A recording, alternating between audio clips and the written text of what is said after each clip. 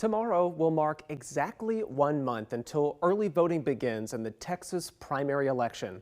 Governor Greg Abbott is seeking his record fourth term in office, and he is most likely to become the Republican nominee again.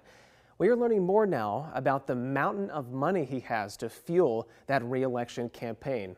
Here to share more about her reporting on all of that is Kayla Guo with the Texas Tribune.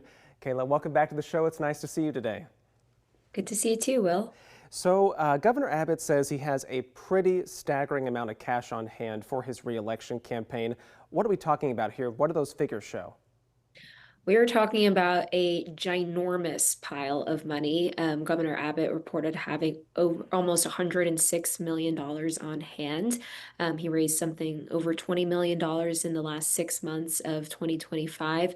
It is a truly staggering amount of money that will both power his reelection campaign and also his efforts to expand Republican dominance down the ballot in Texas.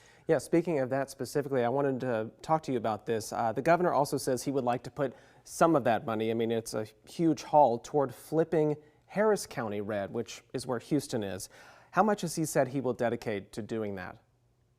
He has committed to spending, a lot of money. He had said in October, I have $90 million in the bank. Obviously, he has more now, and I'm willing to spend what it takes to flip Harris County precinct by precinct. So as we know, Harris County is historically a Democratic stronghold. Republicans have made some gains in recent election cycles. And I think we hear Governor Abbott with so much money to play with, committing to using some of that to push that further along. Yeah, we'll be fascinated to watch for sure. We're also getting some fundraising figures from the Texas Democrats who are also seeking to unseat Governor Abbott. What do those show exactly? So I think we saw that the leading Democratic challenger for Governor Greg Abbott, that's State Rep Gina Hinojosa, she's a Democrat from Austin. She raised around $1.3 million in the last 6 months of 2025. She had loaned herself around $300,000.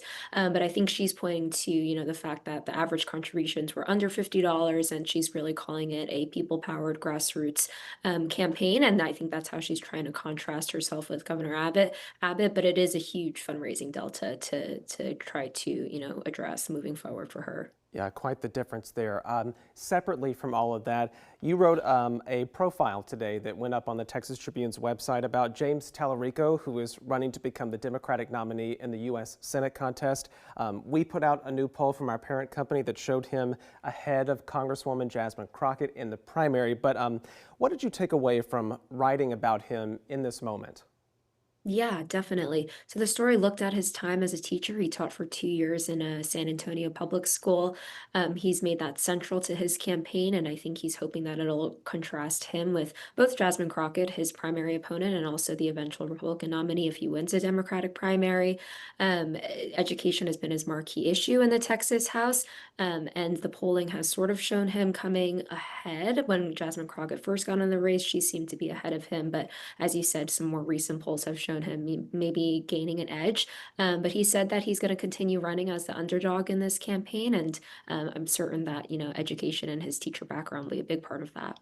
Well, everybody at home can read Kayla's two different stories about the fundraising and this profile of James Tallarico on the Texas Tribune's website, so I'll direct you there. But Kayla, thanks again for joining us, and hope you enjoy your weekend. Thanks so much, Will. You too. And we will be right back after this. Stay with us.